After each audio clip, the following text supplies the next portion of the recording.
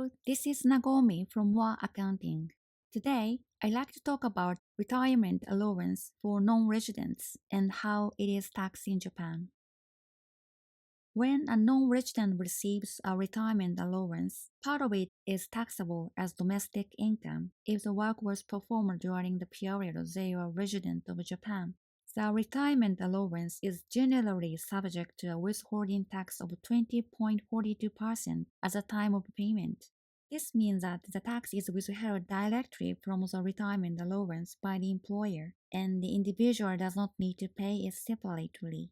However, there are ways to potentially recover this tax. Non-residents can file a final tax return in Japan, and by electing to treat that retirement allowance as if it were received while they were resident, they may be able to receive a refund for the tax that was withheld.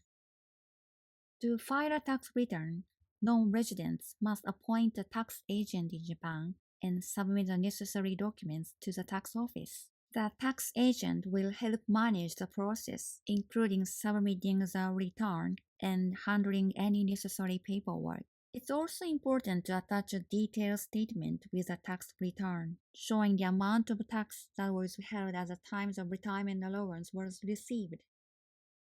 In summary, non-residents who receive a retirement allowance from a Japanese employer may be able to recover some or all of the withholding tax, but they will need to file a tax return and appoint a tax agent to do so. Thank you for listening.